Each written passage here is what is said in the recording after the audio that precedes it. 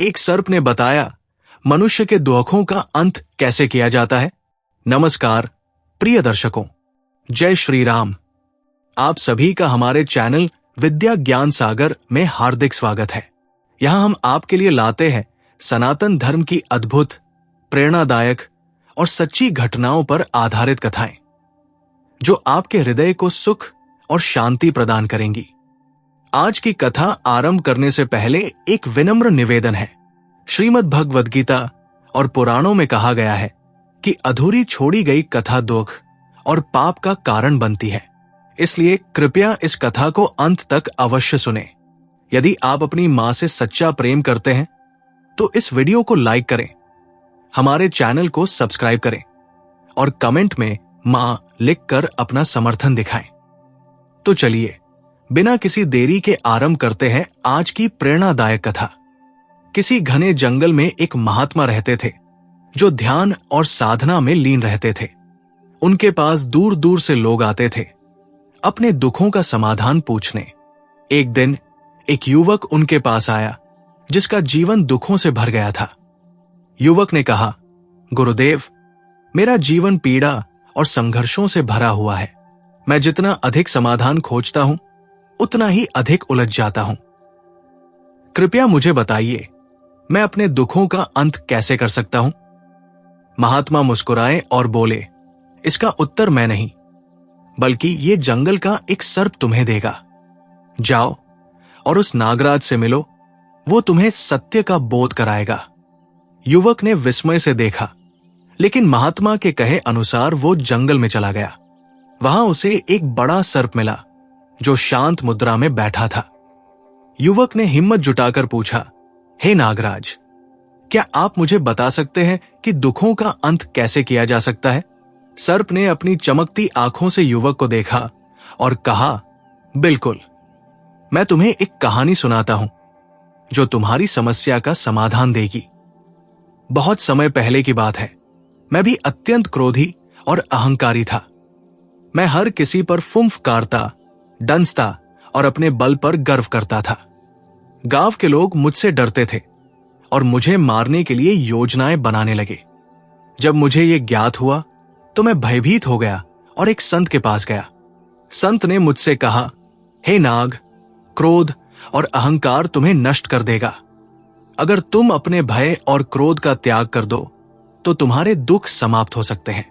मैंने संत की बात मानी और किसी को डसना छोड़ दिया, परंतु धीरे धीरे लोगों ने मेरा भय खो दिया। वे मुझ पर पत्थर फेंकते, मुझे लाठी से मारते और मेरा उपहास उड़ाते। मैं फिर से संत के पास गया और कहा, गुरुदेव, मैंने डसना छोड़ दिया, पर अब लोग मेरा अपमान करने लगे हैं। अब मैं क्या करूं? संत मुस्कुराए और बोले, हे नाग, मैंने तुम्हें डसने से मना किया था, लेकिन फुंफकारने से नहीं। यदि कोई तुम्हें कष्ट दे तो उसे एहसास कराओ कि तुम कमजोर नहीं हो, लेकिन हिंसा की जरूरत नहीं। मैंने संत की बात मानी और जब कोई मुझ पर हमला करता तो मैं सिर्फ फुंफकारता। ये देखकर लोग फिर से मुझसे डरने लगे, परंतु अब मैं बिना किसी को नुकसान पहुंचाए जी रहा था। युवक ये सुनकर सोच में पड़ गया। सर्प ने आगे कहा, जीवन में दुखों का अंत तब होता है जब तुम संतुलन बनाना सीख जाते हो। न तो अहंकार में किसी को कष्ट पहुंचाओ और न ही इतना कमजोर बनो कि लोग तुम्हारा अपमान करें। सही मार्ग मध्यम मार्ग है, न बहुत कठोर न बहुत नरम। युवक को अब अपने प्रश्न का उत्तर मिल गया था। वो महात्मा के पास लौटा और उनके चरणों में गिरकर बोला, गुरुदेव, मैं समझ गया। मेरे दुखों का कारण या तो मेरा अत्यधिक क्रोध था या अत्यधिक सहनशीलता। मैं अब संतुलित जीवन जीऊंगा, न किसी को अकारण कष्ट दूंगा और न स्वयं कष्ट सहूंगा। महात्मा ने प्रसन्न होकर आशीर्वाद दिया और युवक एक नया दृष्टिकोण लेकर अपने जीवन की ओर बढ़ चला। लेकिन उसकी परीक्षा अभी बाकी थी। युवक जब अपने गांव लौटा तो उसने अपने जीवन में बदलाव लाने का निश्चय किया। वो अब पहले की तरह क्रोधी नहीं था और न ही हर किसी की आलोचना सहने वाला। लेकिन जब उसने अपना व्यवहार बदला तो गांव के कुछ लोग उसका मजाक उड़ाने लगे। एक दिन गांव का एक धूर्त व्यक्ति उसके पास आया और बोला, अरे, लगता है महात्मा के पास जाकर तूने अपने सारे हथियार फेंक दिए। अब तू किसी से लड़ता नहीं, किसी को जवाब नहीं देता। क्या तू कायर बन गया है? युवक पहले तो शांत रहा, लेकिन फिर उसे नागराज की कहानी याद आई। उसने धीरे से कहा, मैं कायर नहीं हूं, लेकिन मैं अब बिना कारण डसता भी नहीं। अगर जरूरत पड़ी तो मैं फुंफकारना भी जानता हूं। युवक की दृढ़ता देखकर वो धूर्त व्यक्ति चुप हो गया और धीरे धीरे गांव के लोग भी उसे सम्मान देने लगे। समय बीतता गया और युवक अपने नए विचारों के साथ जीवन व्यतीत करने लगा। वो अब न किसी से व्यर्थ लड़ता था, न ही अन्याय को सहता था। धीरे धीरे गांव के लोग भी उसकी बुद्धिमानी को समझने लगे। एक दिन गांव में एक बड़ा संकट आया। कुछ बाहरी लोग गांव पर हमला करने आए। गांव के लोग डर गए और सोचने लगे कि अब क्या किया जाए। युवक ने अपनी चतुराई का उपयोग किया और बिना किसी हिंसा के उन हमलावरों को पीछे हटने पर मजबूर कर दिया। लोगों ने पूछा, तूने ये कैसे किया? युवक ने मुस्कुराकर उत्तर दिया, मैंने नागराज से सीखा था कि फुंफकारना भी एक कला है। अगर हम आत्मविश्वास से खड़े रहें तो बिना लड़े भी जीत सकते हैं। यह सुनकर गांव के लोग समझ गए कि सच्ची शक्ति केवल हथियारों में नहीं, बल्कि बुद्धि और आत्मसंयम में भी होती है। युवक की बुद्धिमानी और संतुलित स्वभाव की चर्चा अब केवल गांव तक सीमित नहीं रही। उसकी प्रशंसा दूर दूर तक फैलने लगी, यहां तक कि राजा के कानों तक भी ये बात पहुंची। एक दिन राजा के सैनिक युवक को राज दरबार में ले गए। वहां राजा ने उससे पूछा, मैंने सुना है कि तुमने अपने गांव को बिना किसी लड़ाई के लुटेरों से बचा लिया। तुमने ऐसा कैसे किया? युवक ने नम्रतापूर्वक उत्तर दिया, महाराज, मैंने नागराज से सीखा कि बिना डसे भी डर दिखाया जा सकता है। जब मैंने लुटेरों के सामने आत्मविश्वास और रणनीति के साथ खड़े होकर उन्हें उनके ही भय से भर दिया, तो वे स्वयं ही भाग खड़े हुए। राजा उसकी बुद्धिमानी से प्रभावित हुए, लेकिन उन्होंने उसकी परीक्षा लेने का निर्णय किया। उन्होंने कहा, अगर तुम सच में इतने चतुर हो तो मैं तुम्हें एक चुनौती देता हूं। अगर तुम इसे पार कर गए तो मैं तुम्हें अपने दरबार में सम्मानजनक स्थान दूंगा। युवक ने सिर झुकाकर कहा, जो भी आपकी आज्ञा हो महाराज। राजा ने युवक को जंगल के एक क्रूर योद्धा के पास भेजा, जो किसी की नहीं सुनता था और केवल अपनी ताकत के बल पर लोगों को डराता था। राजा ने कहा, अगर तुम उसे बिना लड़ाई के काबू कर सकते हो तो मैं मान लूंगा कि तुम वास्तव में बुद्धिमान हो। युवक जंगल में पहुंचा और देखा कि वो योद्धा बहुत बलशाली था। उसने कई लोगों को डरा रखा था और जंगल के नियम अपने हिसाब से चला रहा था। युवक ने उससे सीधे लड़ने के बजाय एक और रणनीति अपनाई। उसने गांव के कुछ बुजुर्गों और युवाओं को इकट्ठा किया और सबको समझाया कि अगर वे एकजुट होकर उस योद्धा का सामना करें और बिना हिंसा के उसे डराने का प्रयास करें तो वे उसे हरा सकते हैं। योजना के अनुसार जब योद्धा गांव में आया तो सभी लोग उसके सामने बिना किसी डर के खड़े हो गए। वे चुपचाप उसे घेर कर देखने लगे, जैसे वे उससे बिल्कुल भी भयभीत न हों। योद्धा को लगा कि लोग अब उससे डरते नहीं और धीरे धीरे उसकी शक्ति का घमंड टूटने लगा। युवक ने आगे बढ़कर कहा, तुम केवल हमारी कमजोरी का फायदा उठा रहे थे, लेकिन अगर हम एकजुट हो जाएं, तो तुम्हारी शक्ति भी कुछ नहीं कर सकती। अब या तो तुम हमारी शांति में जीना सीखो या फिर जंगल छोड़ दो। योद्धा पहले तो गुस्से में था, लेकिन जब उसने देखा कि कोई भी उससे डर नहीं रहा तो वो बिना कोई युद्ध किए वहां से चला गया। युवक ने राजा के पास जाकर कहा, महाराज, समस्या ताकत की नहीं बल्कि भय की थी। अगर हम अपने डर पर काबू पा लें तो कोई भी हमें हरा नहीं सकता। राजा उसकी बुद्धिमत्ता से बहुत प्रभावित हुए और उसे अपने दरबार में सम्मानित किया।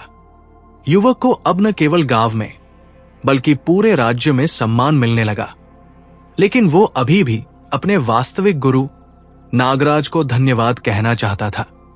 वो फिर से जंगल गया और नागराज को ढूंढा।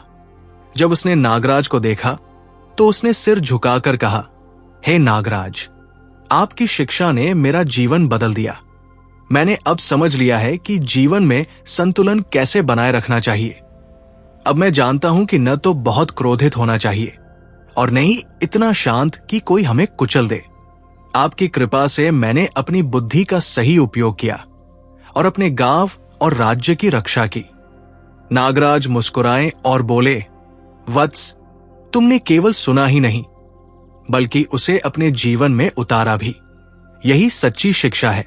याद रखना, जीवन में कई बार लोग तुम्हारी परीक्षा लेंगे, तुम्हें नीचा दिखाने की कोशिश करेंगे, लेकिन अगर तुम अपने आत्मसम्मान को बचाए रखोगे तो तुम्हें कोई नहीं हरा सकता। युवक ने सिर झुकाकर नागराज को प्रणाम किया और वहां से विदा लेकर एक नए जीवन की ओर बढ़ चला।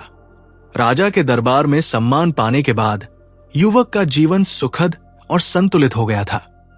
अब वो अपनी बुद्धिमानी और धैर्य से लोगों की समस्याओं का समाधान करता था।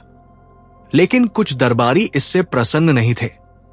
कुछ मंत्री जो राजा के करीबी थे, युवक की लोकप्रियता से ईर्ष्या करने लगे। वे नहीं चाहते थे कि एक साधारण ग्रामीण उनके बराबर खड़ा हो। उन्होंने राजा के कान भरने शुरू कर दिए। एक मंत्री ने कहा, महाराज, ये युवक बहुत चतुर है, लेकिन कहीं ये अपनी चतुराई से आपकी गद्दी के लिए खतरा न बन जाए। आपको इससे सतर्क रहना चाहिए। राजा पहले तो इस पर ध्यान नहीं देना चाहते थे, लेकिन धीरे धीरे उनके मन में संदेह पैदा होने लगा। एक दिन राजा ने युवक को एक असंभव सी चुनौती दी। राजा ने कहा, अगर तुम सच में इतने बुद्धिमान हो तो मेरे लिए अमरत्व का रहस्य खोज कर लाओ। यदि तुम असफल रहे तो तुम्हें दरबार छोड़कर जाना होगा। युवक को समझ आ गया कि यह परीक्षा केवल एक बहाना है। दरबार से उसे निकालने की साजिश की जा रही है।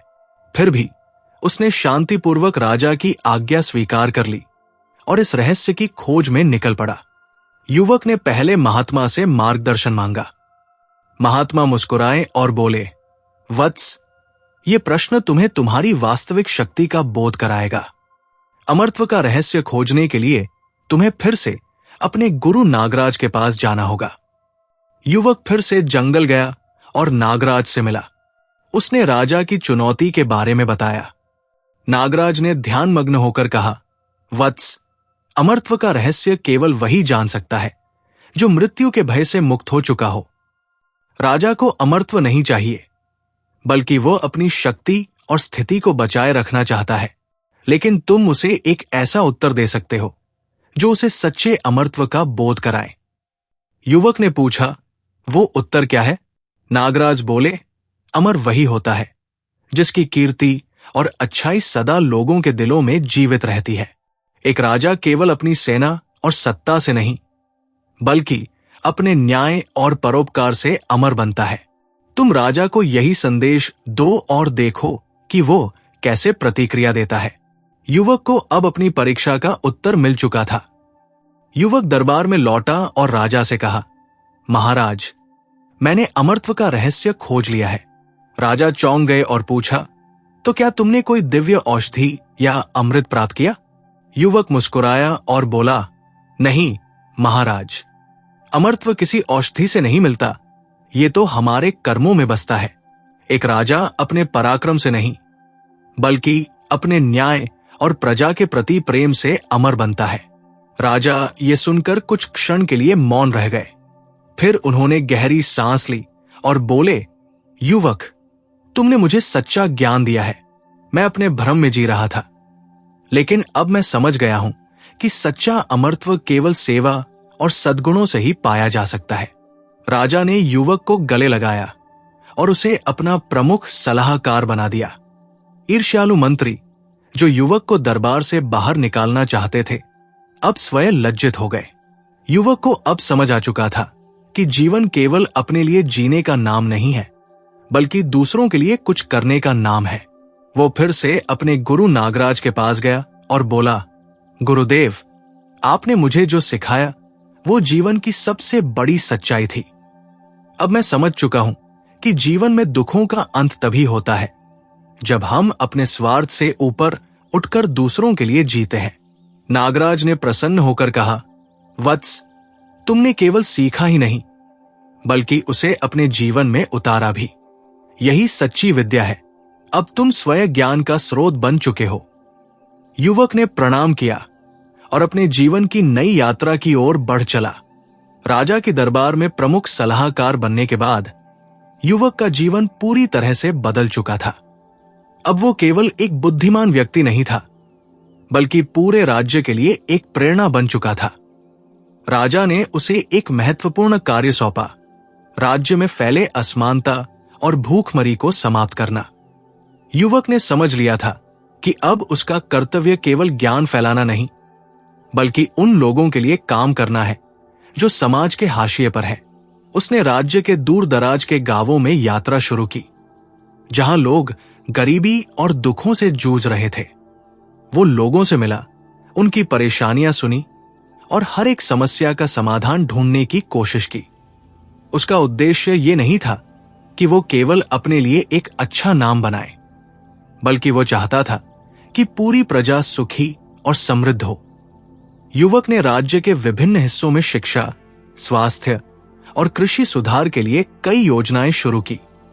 उसने किसानों को बेहतर कृषि तकनीकों के बारे में बताया, स्वास्थ्य सेवाओं को हर गांव तक पहुंचाने की कोशिश की और बच्चों के लिए शिक्षा का प्रबंध किया।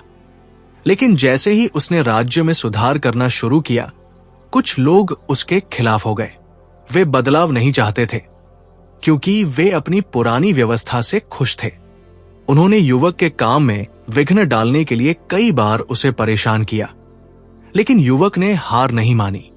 एक दिन उसे एक ऐसी चुनौती मिली जो उसकी बुद्धिमत्ता को परखने वाली थी।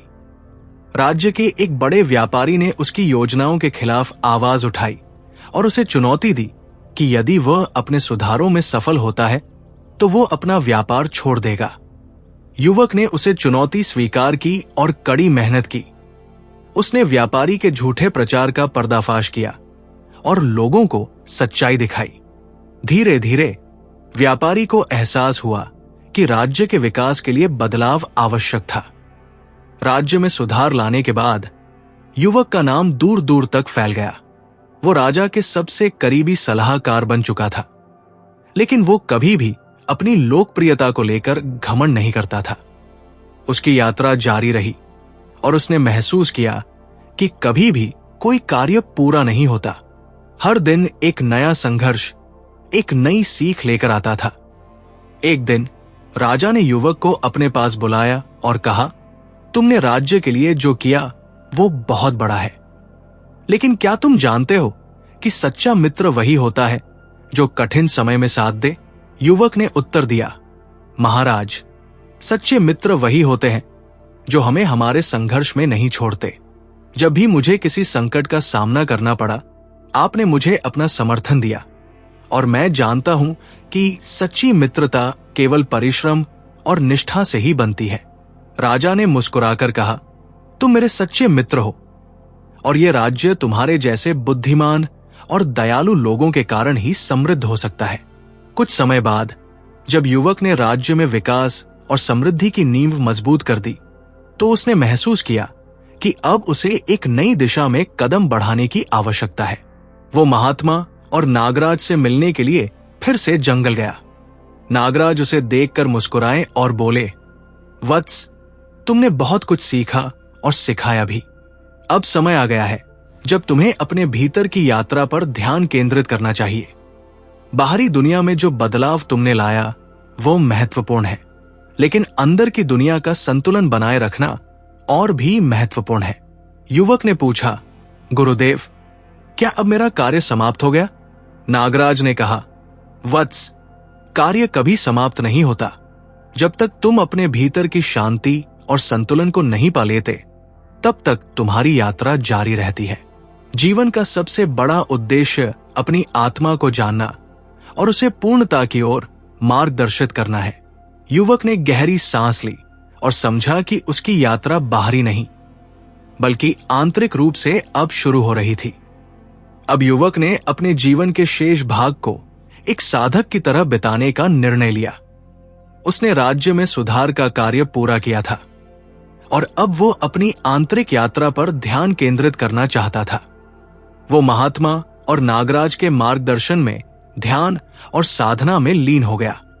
धीरे धीरे उसने अपने भीतर की शांति को महसूस किया और जाना कि जीवन का सबसे बड़ा उद्देश्य केवल बाहरी दुनिया में बदलाव लाना नहीं है, बल्कि अपने भीतर की वास्तविकता और सत्य को पहचानना है।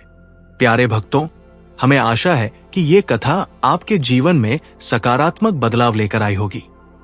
कृपया इसे लाइक करें और दूसरों तक पहुंचाने के लिए इसे शेयर करें। अपने श्रद्धा भाव को कमेंट सेक्शन में जय श्री कृष्णा लिखकर प्रकट करें। इस कथा को अंत तक देखने के लिए आपका दिल से धन्यवाद। जय श्री राम।